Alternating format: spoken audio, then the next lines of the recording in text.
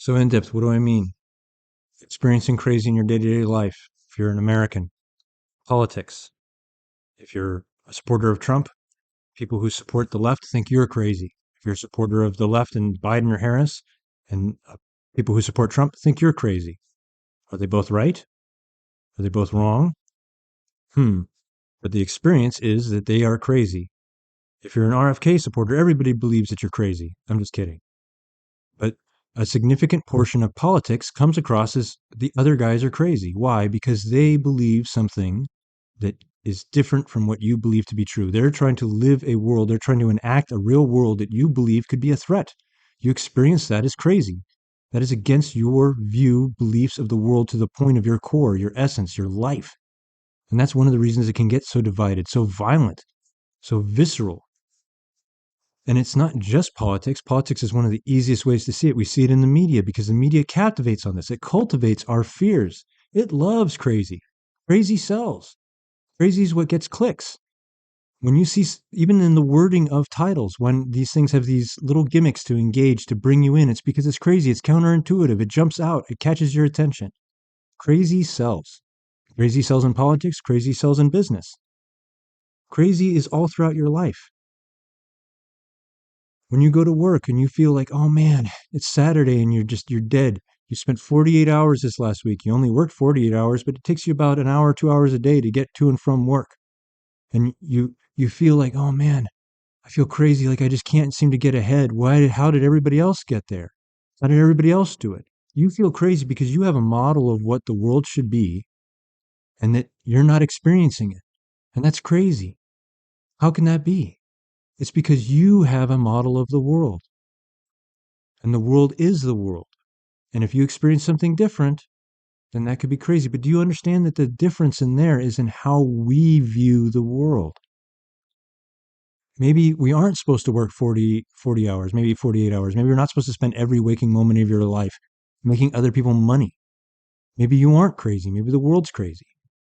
Maybe in politics, maybe these guys on the left and the right, maybe it's not that they're both, one is crazy and the other's not crazy. Maybe they're both crazy. Maybe they're actually both full of shit. Maybe our best solution is to get rid of all of them and actually vote for people who we want to have in power instead of keep powerful systems in power. Maybe if we didn't experience crazy the way we did, or if we understood it better, we wouldn't be able to be led in this way and be blinded from the actual truths of what we're experiencing. You know, but maybe I'm just crazy.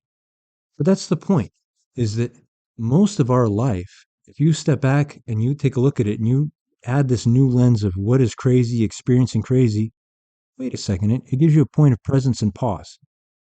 Because you start realizing a lot of things might feel a little crazy. That guy who cuts you off and starts honking, hopefully it's not you. Hopefully you're not the road rager. But that's because, are they crazy? Are they literally crazy? Or are you challenging their view of the world? Are they living in a sick little world that now you are challenging? A lot of this, and it does seem, stop me if you've heard this before, that we're all getting a little crazier. And again, you can see that within American politics. You can see that within the media. I don't know about you, but I try to walk around my own neighborhood. It's hard to get people to look at me in the eyes. It's like everybody's catching autism. I know that might be sound. Yeah, my wife just looked at me like, "What the fuck did you just say?" Yeah, you heard me. Everybody's catching autism. No one can keep eye contact. We are literally making ourselves less social and scared. We are embracing the crazy. Literally, no bullshit. And that's the point. Is if we understand that sense of what is crazy, what is conflicting with our view of the world, if we learn to accept that we can change our view of the world and to understand the world and how it works better versus how we think it should, well, then we're going to experience crazy less. And we're going to see a lot of these things that we think are crazy are actually systems that are just not running well. They're not running as we thought they're supposed to. And in fact, a lot of things that are not running as we thought they're supposed to, they keep running because we do this dance with crazy.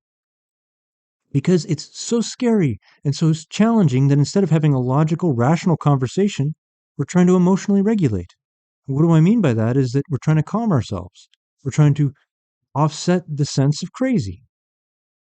That we're trying to make more sense versus solve the problem. Now, if we get a crazy person, it's easy. You leave them. You can isolate them. The hell with them, even though it's a human being. But what about if it's your life? What about it's your world? What if it's your country? You can't really walk away from that. Well, unless you make a world that allows you to do that, that gives you things that you can plug into in ways that you can pay and subscribe to check out and stop paying attention to the world at large. I wonder what that does. Well, you can look around. You can see. We learn to internalize. We build even more refined, isolated views of our world that we fuel and feed through echo chambers of social media and mainstream media to reinforce what we believe to be true. It makes us fragile from reality because when other things that are counter to our constructed world come in, which they will because reality is going to reality, we are threatened. We experience crazy because it does not match to our interpretations, our models of the world. And what do we do with that? We say that the other guy is crazy, that he's a liar. We dehumanize them. We make them lesser because that offsets that sense of fear. They're no longer as much of a threat. We find people in groups that reinforce that idea. We find threads. We find chat groups. We find channels. We find media sources.